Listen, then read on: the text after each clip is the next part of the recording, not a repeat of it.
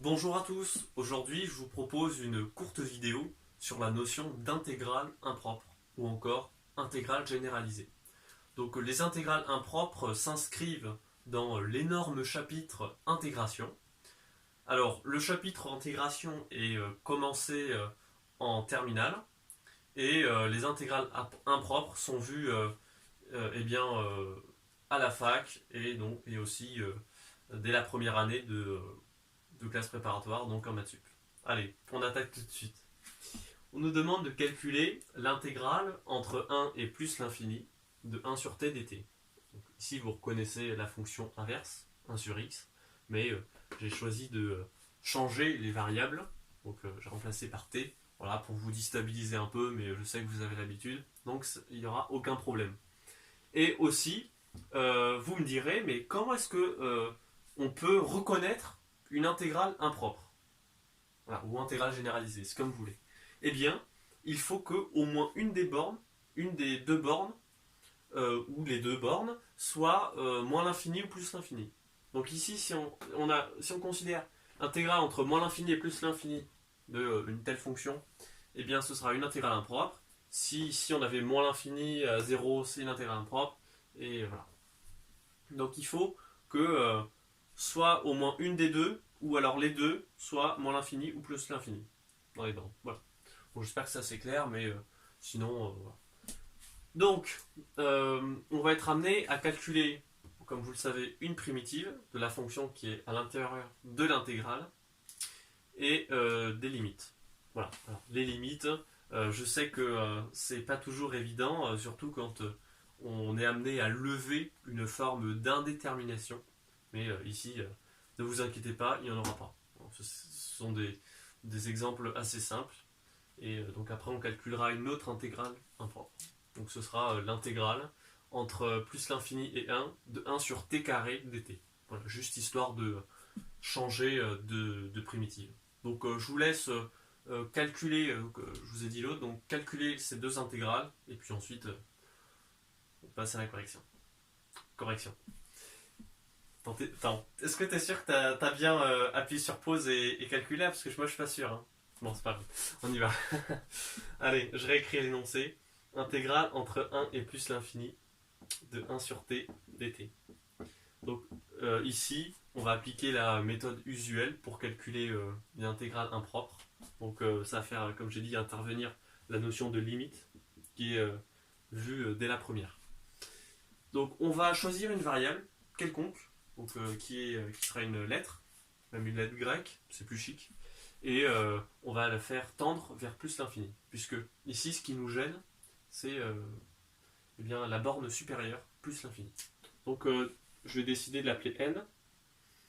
Donc c'est la limite quand n tend vers plus l'infini de l'intégrale, on réécrit le symbole intégral entre 1 et n de 1 sur t dt. Donc moi, à première vue, quand j'avais vu ça, je me suis dit, en fait, c'est direct, c'est intuitif quoi. C'est comme si on remplaçait n par plus l'infini ici, sauf que dans un langage mathématique, c'est pas très rigoureux. Donc on préfère écrire sous cette forme mathématique et surtout au brouillon, oui, au brouillon ou même dans votre copie, on n'écrit jamais n va remplacer plus l'infini.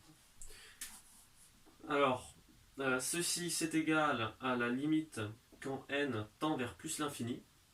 Voilà. Et à cette étape-là, il va falloir calculer une primitive de 1 sur t.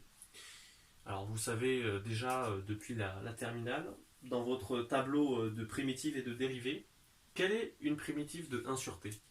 Eh bien, c'est ni plus ni moins que la fonction logarithme népérien ou encore logarithme naturel, qui est notée ln, valeur absolue de x. Mais ici, comme c'est pas x, c'est t, donc ce sera ln, valeur absolue de t. Aux bornes, toujours 1 et n. Hein. Ça ne change pas. Donc c'est ln de t. Aux bornes, eh bien, 1 et n. Voilà. Donc ensuite, le dt disparaît.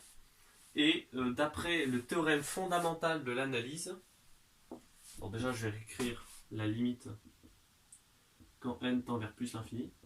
Oui, donc je disais, d'après le théorème fondamental de l'analyse, cette notation, elle signifie, qu'est-ce qu'elle signifie? Elle signifie que c'est grand F de B moins grand F de A. Donc c'est ln de n, de la valeur absolue de n, moins ln de la valeur absolue de n. Voilà. Donc je peux le noter entre crochets afin de bien distinguer l'écriture de limite avec le reste du calcul. Donc on remplace ln, la valeur absolue de n, moins, donc là il n'y a pas de problème au niveau des signes, ln de n. Quand je disais de problème au niveau des signes, c'est il n'y a pas moins qui donne rien plus, quoi. Voilà. Donc ici, je vous sens directement venir en me disant mais ln de 1 c'est 0. Et vous avez parfaitement raison. Donc on va tout de suite simplifier la chose en écrivant la limite quand n tend vers plus l'infini de tout simplement ln de n. Voilà. Et à cette étape-là, alors soit on se réfère à la représentation graphique de la fonction logarithme népérien, ou alors on réfléchit un tout petit peu. Et ici, c'est aussi intuitif, parce que ça signifie que lorsque je fais tendre n, donc qui est un antécédent, pardon, lorsque je le fais tendre vers plus l'infini, eh bien l'image va être d'autant plus grande lorsque je le déplace sur l'axe des abscisses vers plus l'infini. Parce que la fonction logarithme népérien est continue et croissante sur 0 plus l'infini ouvert. Voilà. Donc en fait finalement ça va être égal à plus infini. Voilà. Donc plus l'infini. Donc, je trouve que ça c'est assez intuitif et puis voilà. Donc, lorsque je fais tendre mon antécédent vers plus l'infini, il y a forcément comme c'est croissant et que c'est continu, l'image va être plus l'infini on peut dire. Voilà. Donc au passage, est-ce que cette intégrale est convergente ou divergente? Étant donné que la limite n'est pas finie, parce qu'ici c'est plus à l'infini, eh bien on dit que cette intégrale est divergente. Voilà. Alors on passe tout de suite à la seconde intégrale en calculant l'intégrale de 1 à plus l'infini de 1 sur t carré dt. Allez, j'efface ça rapidement. Et on est parti. Voilà, donc là j'ai écrit l'énoncé. Donc là ce sera 1 sur t au carré. 1 sur t au carré dt. Toujours la même chose. On va écrire, on va écrire la variable qui va tendre vers plus l'infini. Parce que c'est encore une fois ce qui nous gêne. Donc ça va être une limite. Calcul formel. Limite c'est le calcul formel. Entre n et plus l'infini de l'intégrale de 1 à n de 1 sur t carré dt. Voilà. Donc après c'est toujours la même chose. Une fois qu'on est ici, on réécrit la limite quand n tend vers plus l'infini. Et maintenant il faut déterminer une primitive de 1 sur t au carré. Donc aussi depuis la terminale, c'est de la forme 1 sur x exposant n, là donc 1 sur x puissance n, et ici c'est 1 sur x au carré, donc une primitive c'est moins 1 sur x, donc en l'occurrence moins 1 sur t. Pour vous convaincre, je vous invite à redériver cette primitive, moins 1 sur t, et vous verrez que vous retombez sur 1 sur t au carré. Voilà. Entre aux bornes, donc 1 et n. Donc le dt disparaît. Ensuite, on remplace. Donc ça nous donne la limite quand n tend vers plus l'infini. Ça ne change pas. Même si le symbole intégral a disparu, ça ne change pas. Et puis ensuite, on va remplacer donc t par n et par 1. Donc moins 1 sur n. Et alors ici, il faut faire attention parce que c'est moins 1 sur 1. Donc plus 1 sur 1, donc plus 1. Voilà. Et ici, alors soit vous le calculez directement comme ceci, en remplaçant, en considérant cette expression, ou alors vous mettez tout sur le même dénominateur. En revanche, si vous mettez tout sur le même dénominateur, il faudra faire attention parce qu'on aura affaire à une forme indéterminée, hein, et il faudra lever l'indétermination. Donc là, je pense que c'est plus judicieux de calculer directement comme ça. Alors on y va. Alors, si vous voulez, sur votre brouillon, vous pouvez écrire, mais certainement pas sur une copie, moins 1 sur plus l'infini, plus 1. Alors ça c'est un peu plus visuel. Alors, pareil, il faut un tout petit peu réfléchir.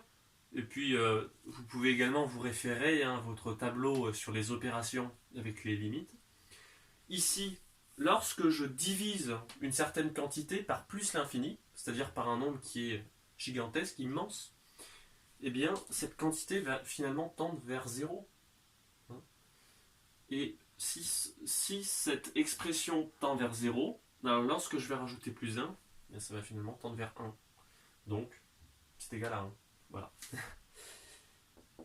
Et comme cette limite est finie, puisque le résultat n'est pas moins l'infini ou plus l'infini, comme c'est 1, donc c'est fini, alors cette intégrale, elle converge, et donc elle est dite convergente. Voilà. Allez, salut!